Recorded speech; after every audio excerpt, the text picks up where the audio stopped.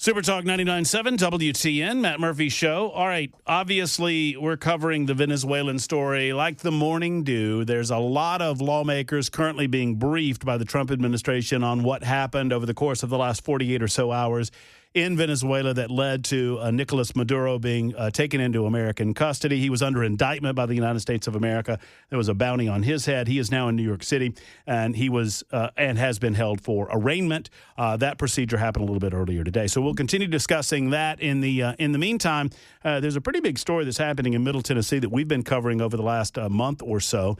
I became aware of it, I guess, right at the beginning of December, that there was a discussion on the part of the Columbia Power and Water System. And this has been going on a long, long time. It predates, obviously, the discovery by me. But they have been discussing the possibility of expanding, moving their intake, building a water treatment facility. And we've heard from some that are concerned about the amount that would cost ratepayers over the course of the next 5 years.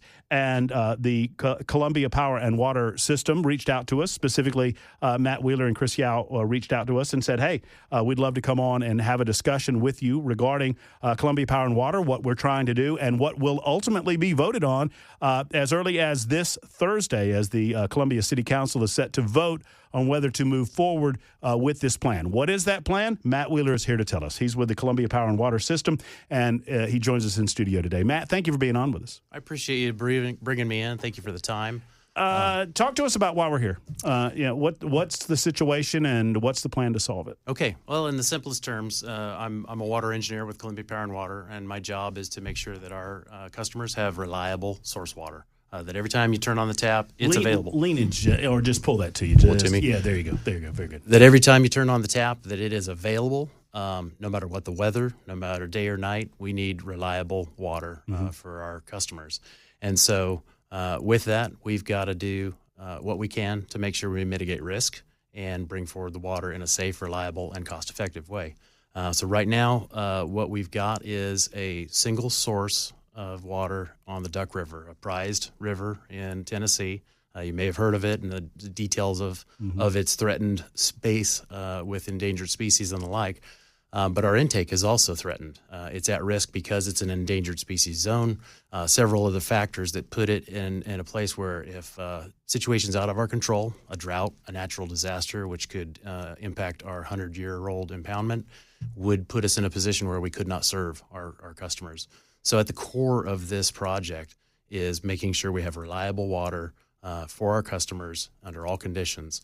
And what it includes is moving our intake from where it is behind Riverside Dam, 34 river miles downstream to the western edge of Murray County, building an intake, a pump station, a raw water pipeline, getting it back to our existing water treatment plant, and then expanding that plant.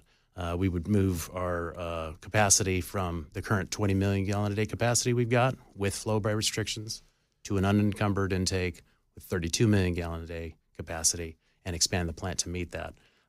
We've got a project that is designed, it's permitted, fully permitted, it's shovel ready, ready to go, ready to meet a need, and we're ready to move forward with that project.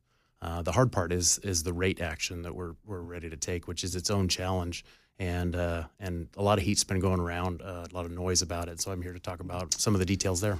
Yeah. So how long has it been on the radar screen for Columbia Power and Water that this is something that you would eventually need to do? I mean, how long have you known or been aware of the intake issues? Okay. Well, TVA did a study back in 2000, an environmental impact statement, identifying the growth needs, the constraints at our current intake, and some of the challenges there. And since then, Duck River Agency has done several reports, 2011, an update in 2017, and then just recently in November of last year, finished a new report verifying the need for two structural improvements on the Duck River, a raising Normandy Dam and this downstream intake.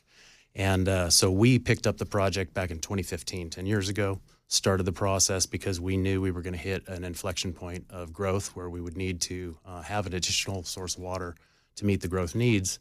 But along the way, over those 10 years, we've realized the importance of moving the existing service, the existing source water for our ratepayers off of that intake onto a resilient water supply because of its constraints. So, and just in the interest of full disclosure, not just for you, Matt, for the audience, I'm in information gathering, right? I mean, I've heard from some of the opposition to your plan, and I wanted to hear your plan and hear your answers to some of that opposition. So, a lot of what I'm going to cover is probably old news, but I need to kind of put this in my mind to figure out, how the pieces fit together.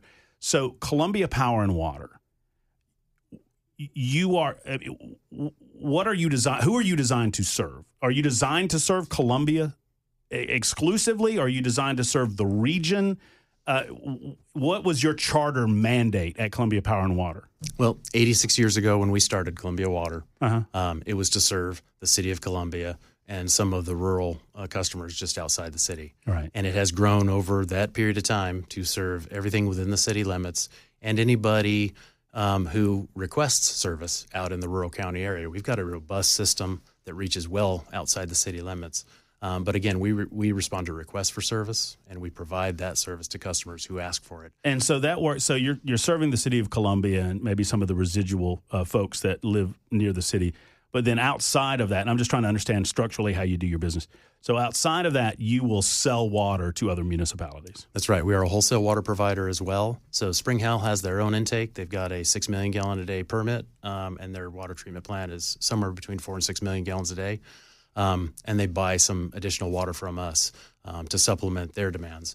Murray County Water System is another wholesale partner of ours, and they buy all of their water from us to the tune of 2 million gallons a day to serve their rural customers. And then Mount Pleasant, they've got their own spring and water treatment plant, and on an emergency basis, they'll buy water from us when needed.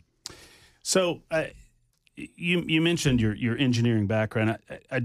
So if you've known that this intake was an issue, why do you continue to sell water to outside sources? I mean, because you answer to the people of Columbia, right? That's right. Then why have you continued to outsource the water if you've known that the intake was going to be an issue? Well, a few reasons. Number one, we're a regional partner, and mutual service is one of those things that you can do for your neighboring utilities. We've got a 20 million gallon a day permit on the river and a 20 million gallon a day water treatment plant, but our demands are less than that. So to the extent that you're operating a bigger system, spreading that cost over the ability to share water with somebody else and have them purchase water, it reduces the impact to our ratepayers. So we sell water to our wholesale partners at the cost to produce it, and it's a bottom basement rate in the region. But we do that so that you're operating a 20 million gallon a day plant at the capacity of demand need for not just your own ratepayers, but for the ones outside of that, and it helps, again, reduce that overall cost of operation. So the idea that has already been presented to the Columbia City Council and that will come back up again, I guess there's a study session tomorrow. That's right. And then a potential vote Thursday.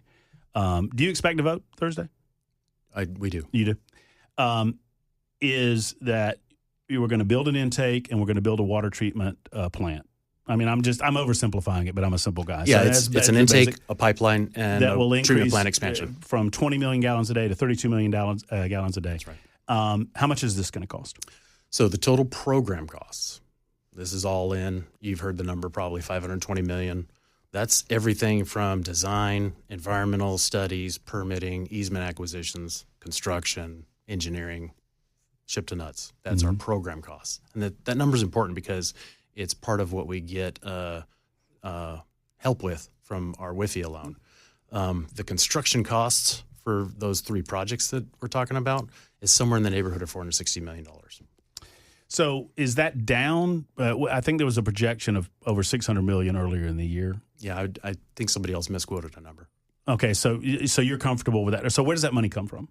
I mean, how do you get the money initially? And we'll talk about the rates in a minute. But so we don't have a bunch of cash stacked up right. To pay for this. We have to go out and get loans. And what we've done is moved forward with the most responsible public financing available. We have been deemed a regional water project by the EPA, by the state, so that we qualify for these low interest, very attractive rate loans from federal EPA, WIFIA, and I can give you the acronym if need be. And the State Revolving Fund is another WIFIA vehicle, both of which reduce the the pain of the debt payback on our ratepayers. So those are the main funds sources for this project. And if we have to go to the open bond market for some extra funds after that, we will. So that's a lot of money. I mean, it's $500 million. That's right. And it begs the question, why? I mean, is this something that has to be done immediately? I mean, maybe it isn't something that popped up overnight. It feels like it's being rushed to a certain degree, because I don't feel like that we're going to run out of water tomorrow or the next day or the next day. I mean, is that fair? Well, so it might feel rushed. I know it's been framed that way. We're not looking to run out of water today or the next day, but we do have a projection that puts us, depending on rainfall and the current growth projection, of hitting our peak of our capacity around 2028 or 2029. Those are the years, depending on rainfall, that we would hit that max capacity. So we know that that's coming, and growth is a piece of this.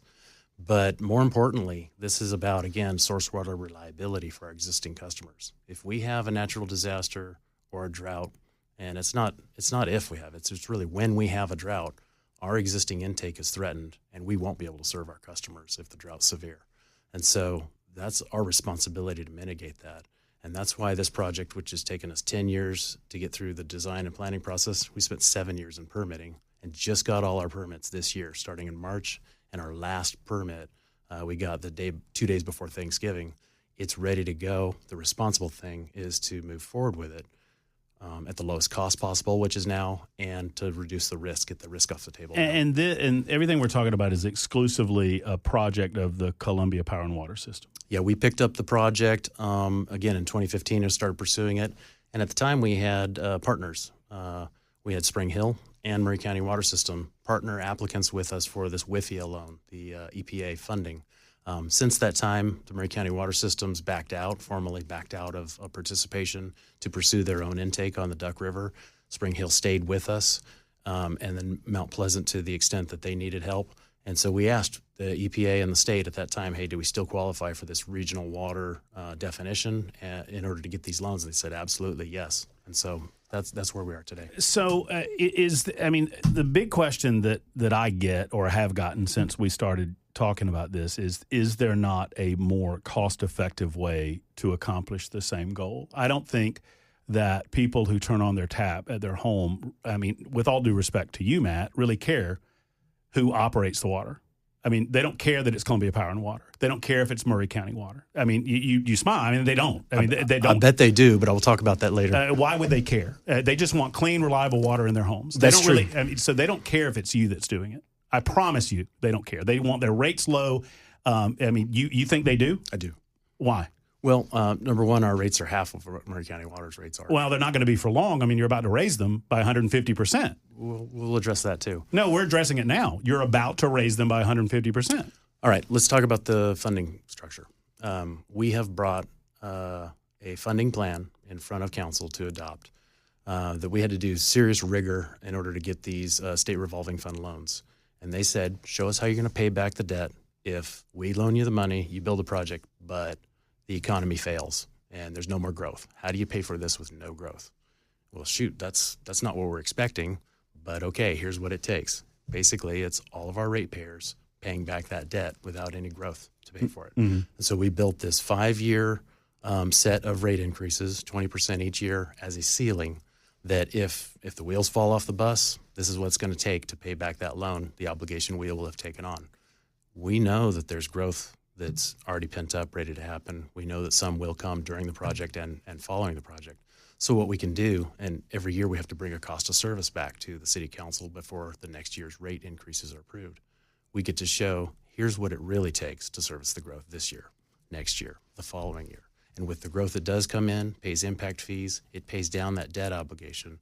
And so we don't expect that it's going to be that 150% after the compounding that the worst case scenario could be. It's going to be something much less. I mean, you mentioned Maury County. They've got their own intake proposal that they're moving forward. I talked to the mayor of Spring Hill, and the mayor of Spring Hill said they had their other options on the table, that they could possibly go other places. I mean, if you lose those two municipalities as water sources, then you would necessarily have to go up on the rates of your current ratepayers, wouldn't you? If we had a major loss of somebody like Spring Hill, who's, again, a partner in this project, but decided to go another route, it could put us at risk. Right. So there's no guarantee that it's capped at 20% growth per year. Well, according to this rate action, it's a cap. But if you borrow the money from the state, the comptroller is going to want their money paid back. So they're going to demand the rates go up consistent with the repayment of the loan, would they not? That's true. If the comptroller found that our position was insufficient to pay that back the debt, they could force us to raise rates. So the rates. Columbia City Council would lose the ability to control their own rates. You're giving that ability over to the state in that scenario, in that specific scenario. Anybody who takes out a state revolving fund loan has that same lever on Well, them. I mean, but it's something that should be taken into consideration from the city of Columbia, right? Well, what they told us was if it gets to that position, then they haven't done their job. And so they have forced us to go through this rigor to demonstrate the worst case scenario to then show how we would pay for it in the absence of that growth. In my analysis, I mean, if you push these other municipalities to the point that they feel like there's a better and more cost-effective way to get their water, why wouldn't they do that? They're welcome to do that. And so you're just telling those customer bases to, if they don't like what you're doing, to go pound sand. No, I mean, they're invited to do their own business research and to pursue what they want to pursue. You asked a question earlier I want to get back to about is there something else out there? And so that's part of what we know is that there really isn't. But, any utility. I'm sorry, there are no other plans out there? There aren't other options that do what this project does. And so this project, again, is a relocation of our current intake for drought resiliency, for service reliability of all our ratepayers, and that includes our wholesale partners. There's nothing else out there. There's one project under construction right now, a 2 million gallon pipeline through HB&TS. Murray County Water Services building that with their partner at HB&TS, and they've applied for an expansion of that to 3 million gallons. That doesn't even move the needle for drought resiliency, for mitigating the risk that we're talking about. Normandy Dam? That could be a help. In fact, that's another project. So there's two structural projects Right. down the Duck River watershed: Raise Normandy, and this downstream intake. And so the Duck River Agency just published their water capacity report in November, and in it talks about Normandy and the downstream intake. The recommendation is move forward on this downstream intake as soon as possible, and then it speaks to the Normandy Dam The recommendation by whom? by Duck River Agency. Okay. Which includes all the stakeholders that go with that. And it speaks to Normandy. The Normandy project should be pursued, but it also says that if Normandy were raised now, it would not preclude the need for the downstream intake. It might delay it for a period of time, but that downstream intake is still a need. So do you see the frustration or the concern for people, for example, in rural Murray County that might be disagreeable to this project, that feel like they have no representation because it's the Columbia City Council that's voting on it, and they're going to be impacted by those rates? Are you talking about somebody on Murray County water system rate? No, I'm just talking about a Murray County resident or a resident of Spring Hill. Okay. I mean, so I'm talking about residents whose rates are going to go up because of your proposal, that don't have an ability to vote the people out that voted for the rate increase on Thursday. Okay, so that's an important question that's been posed out there. First off, anybody who's our ratepayer, who's on a Columbia Power and Water meter, they have representation. They can come to our board. We operate a public utility board. That's where all the sausage making happens for rate actions, for our capital plans and the like. And then our recommendations go to the city council for approval of that debt. But if you're talking about somebody on another water system provider's utility That buys wholesale from you. wholesale from us, I mean, your wholesale rates are going to go up. they make their own decisions on their pricing. And here, I'll explain it. Well, hold on. I'm being yelled at. I've got to take a break. So quick break, and we'll be back in a moment. And I'll let you explain that aspect of it. Matt Wheeler's our guest. He's with Columbia Power and Water. If you have any questions, you can jump on the super text line. Would love to hear from you at 615-737-9986. And hopefully we'll have an opportunity right after the news at the bottom of the hour to take a few of your questions as well. It's the Matt Murphy Show on Super Talk 99.7 WTN.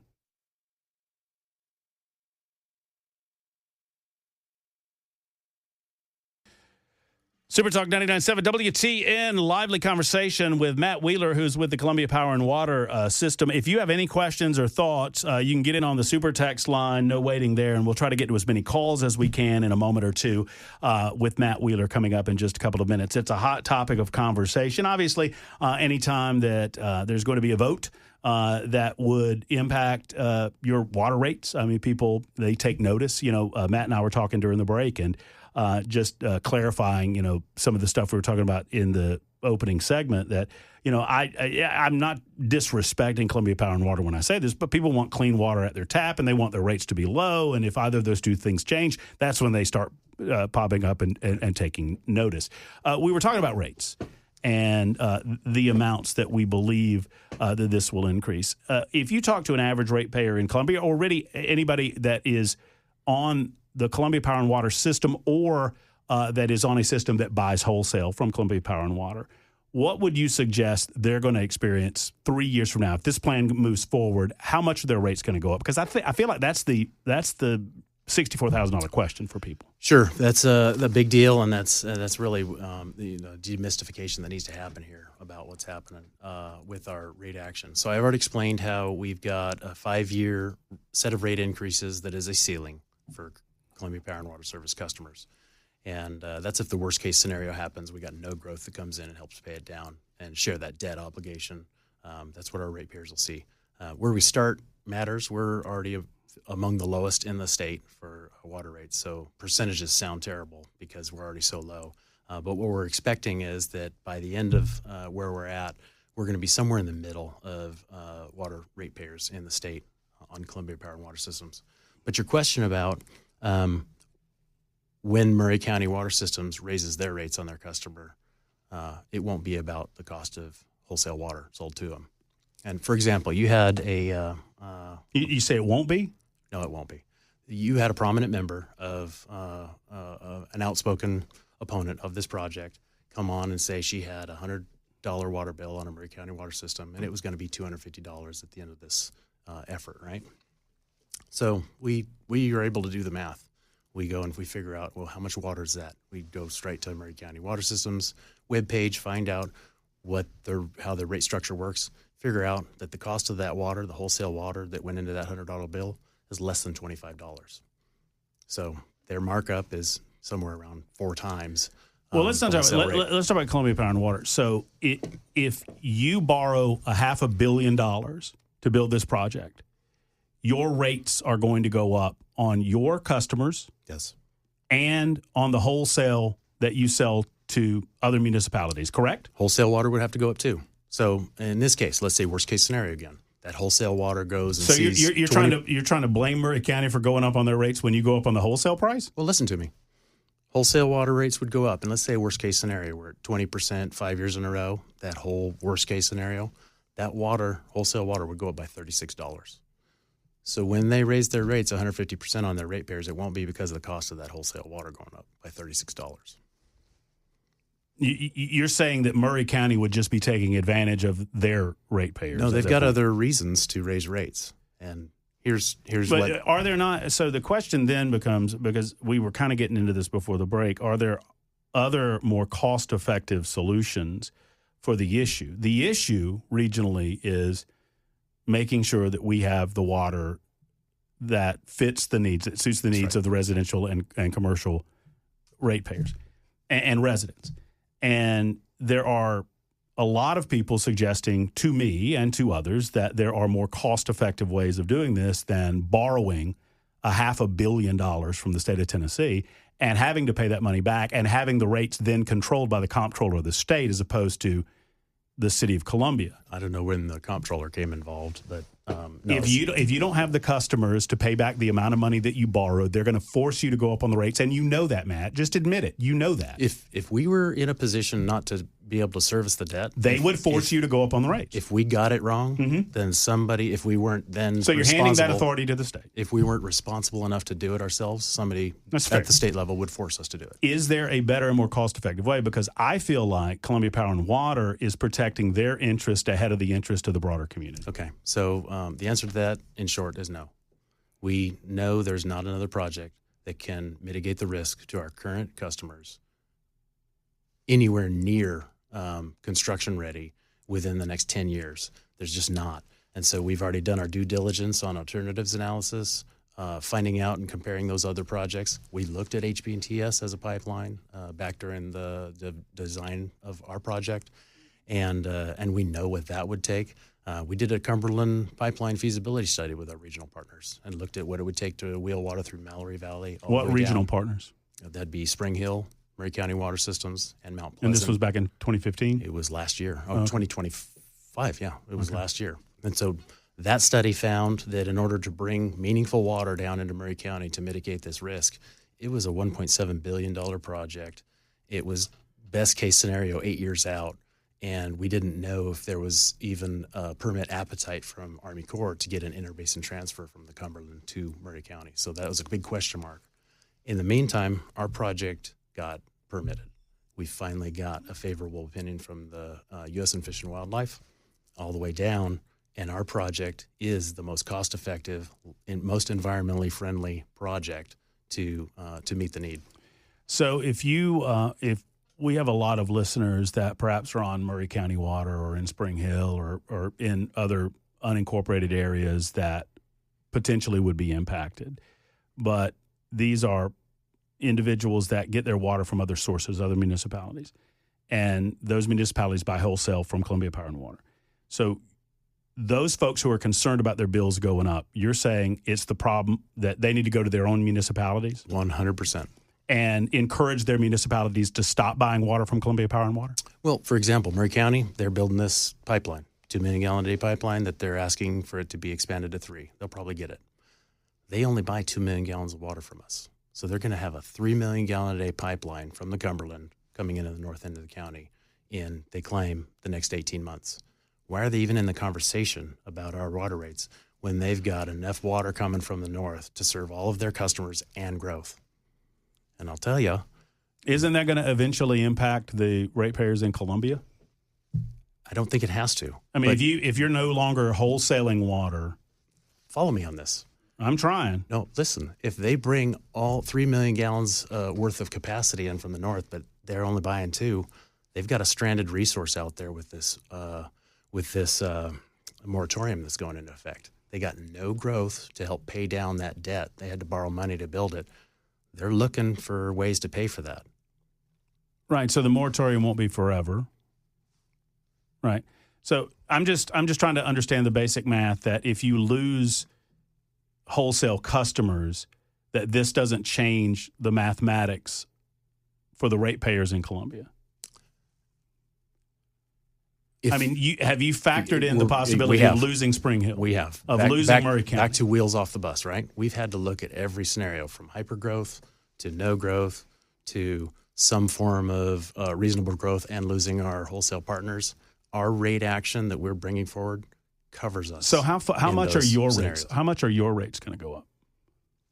What, you talking about my own water bill?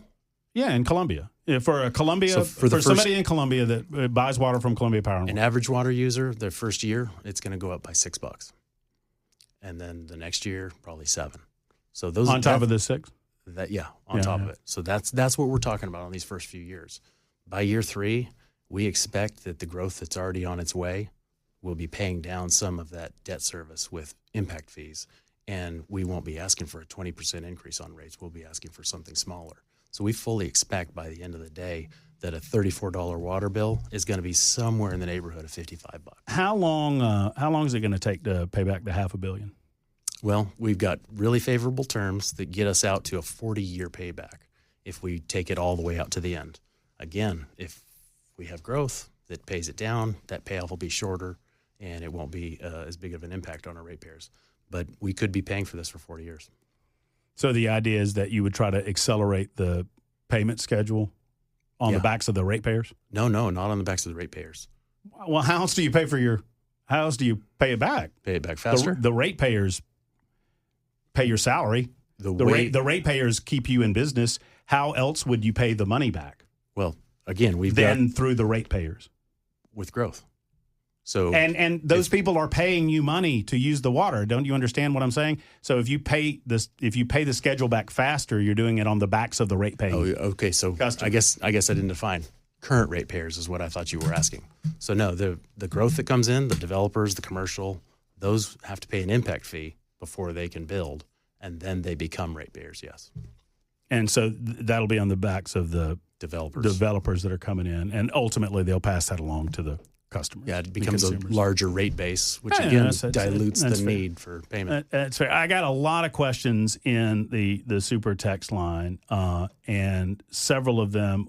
What does it have to do with the sewer? For every gallon of water, it goes back into the Duck River. I don't understand that.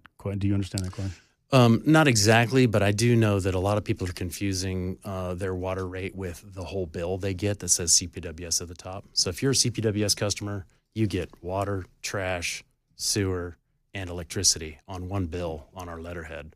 And that's not what we're talking about increasing. It's the water piece of it. Mm-hmm. And so people's sewer bill is based on the water they use, not the water rate. So if you use 200 gallons a day today and you use 200 gallons a day next year, your sewer is based on the gallons you use, not the rate. So my major, and you've kind of answered it, and I want to circle back to it before we leave, and then I'll give you an opportunity to speak broadly about the subject, but is the idea that individuals that really have no say in this will be impacted by it, right? Ultimately, if I live in unincorporated Murray County, I don't have a tremendous amount of say as to how the Columbia City Council does their business, for example. But your position is that if there are people in Murray County or in other places that ultimately utilize the wholesale sale of water from Columbia Power, that if they don't like it, they need to go to their municipalities and encourage their municipalities to get water from somewhere else? Yeah, the pricing decisions on their rates are with their utility board, and they make all the decisions. And Murray County is a good example. They have decided to pursue a pipeline from the Cumberland through HB&TS and have done so because they felt that's in the best interest of their ratepayers. And so their ratepayers need to hold them accountable for the decisions they make if they want to buy wholesale water from somewhere else. And you feel comfortable that's not going to impact the ratepayers that rely on Columbia Power and Water if enough of those municipalities make a decision to find some other source? I don't believe so because it's such a small amount that we currently sell to. How much do you wholesale? Well, to Murray County, it's around 2 million gallons. To Spring Hill, it's around 2.5, 2.8 million gallons. And our total demand. Daily? Yeah, million gallons. That's a small amount? Well, compared to our whole. Wait, hold on. That's a small amount? Come on. It is. That's not a small. Wait, you're allocated $20 million a day. That's right. And you just at 4.5. Yeah. That's almost 25%. That's a decent. How much do you use a day? Well, on a peak day, and so I was giving you peak day numbers, but on a peak day, we're up around 17.5. Okay, so you're talking about a quarter. Yeah. Of the water. That's a small amount. If you're saying all of our wholesale partners picked up on the left, that'd be a real skim off the bus scenario. You understand how, your position is kind of, you people can go pound sand. That's what it feels like. And maybe that's not your intent, but that's the way that it feels, that you're like, well, if y'all don't like it, y'all can go get your water somewhere else. Well, that's not the position we like to take. We've got, again, wholesale partners that are with us on this application. And then we've got wholesale partners that have decided to pursue other options, and they're welcome to do so. But those wholesale partners who have pursued other options have whipped up their base to say that we're affecting their rates. And they're going to be buying 3 million gallons a day from another source, and they only buy 2 from us today. Let me get to Jason is desperate to get in here. Jason Gillum, who is an interested party in this, obviously. Jason, what's up? Hey, Matt. How y'all both doing? We're doing great. Doing pretty good. Hey, listen, I just wanted to call in and say and clarify a couple of things. One, we are getting $3 million in our pipeline.